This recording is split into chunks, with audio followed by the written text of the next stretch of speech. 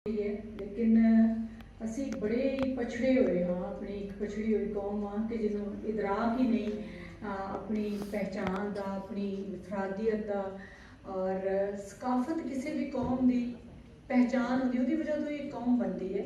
और तुम देखो कि पाकिस्तान में इस वेले सारे सूबे में उन्होंने मादरी जबान लाजमी है।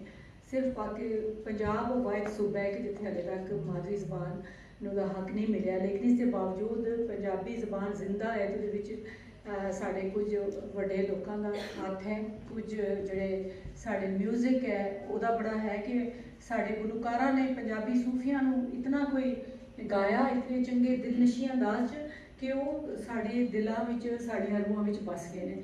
वरना जिस तरह पंजाबी नाल और अपनी सकाफत नाल साड़ा रवैया रहा है बतौर कौम वो तो बड़ मेरा ख्याल है कोई चंगा नहीं रहा। हुण जो तक असीं गल करिए कि अपनी जबान और जी सकाफत है खास पाकिस्तानी गुलदस्ता है कि जिहदे मुख्तलिफ किस्म के फुल ने। पंजाब की सकाफत एक बिल्कुल वक्री सकाफत है, बलोचिस्तान की, KPK की, कश्मीर की, सिंध की, बल्कि सूबिया के अंदर भी सकाफत के सानूं कई पहलू नज़र आते हैं। अज के दौर च जी डाइवर्सिटी है एक ताकत समझा जाता है। आस्ट्रेलिया और होर कई बड़े मुल्कों में इस तरह की सकाफत सानूं नज़र आती है जी कि पाकिस्तान में है।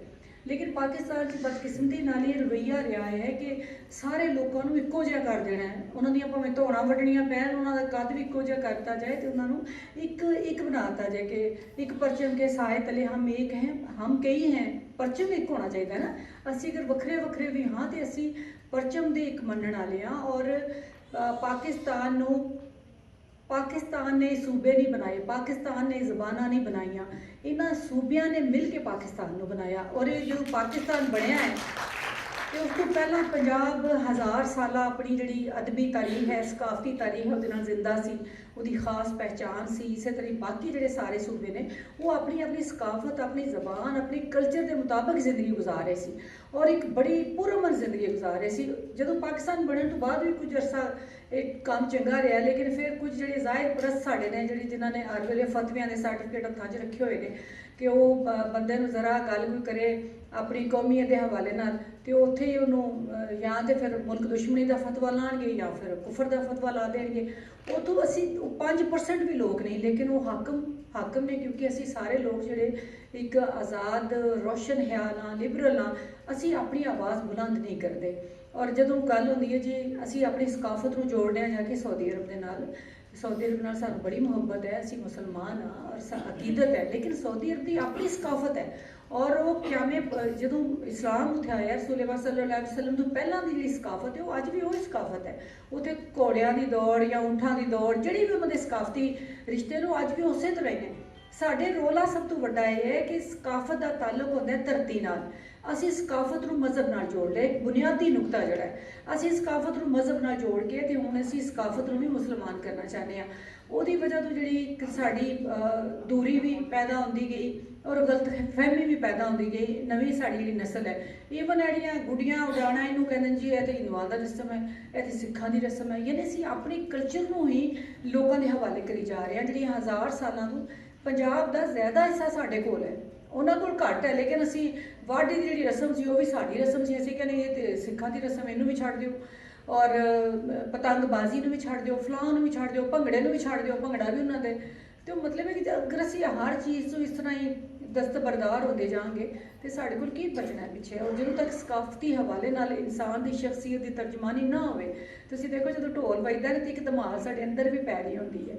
और अगर असी इन्होंने चीज़ों तो अपने आप को अलग कर लें बिल्कुल ही, रोटी खाना पीना बच्चे पैदा करना तो मर जाना, तो मेरे ख्याल हैवानी सतह की जिंदगी है। सकाफत जमालियाती सतह पर इंसान की तरबियत करती है, उन्होंने एक लुत्फअंदोज़ होना सिखाती है फन तो, गीत तो, तस्वीर तो, म्यूजिक तो। और अगर कोई सकाफत की तर्जमानी हो बेहतरीन तो मैंने ख्याल है कि कभी भी मुल्क च दहशतगर्दी ना हो सकती है, ना ही जी दहशतगर्दी का सामने और ना वो जी जहनी दहशतगर्दी है जी बड़े बड़े लोगों के जहनों भी मौजूद है अज भी।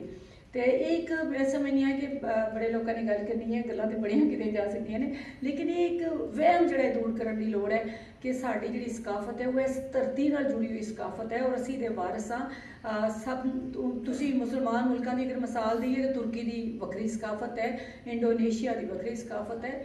ਸਾਨੂੰ ਇਹ ਜਿਹੜਾ ਮਸਲਾ ਹੈ ਕਿ ਅਸੀਂ ਆਪਣੇ ਦਰਖਤ ਪੱਟ ਕੇ ਤੇ ਖਜੂਰਾਂ ਲਾਉਂਦੇ ਜਾਈਏ, ਹਰ ਏਰੀਆ ਹੈ, ਹਰ ਇਲਾਕਾ ਹੈ ਦੁਨੀਆ ਦਾ, ਉੱਥੇ ਰੱਬ ਨੇ ਉਸ ਇਲਾਕੇ ਦੇ ਮੁਤਾਬਕ ਦਰਖਤ ਵੀ ਦਿੱਤੇ ਹੋਏ ਨੇ।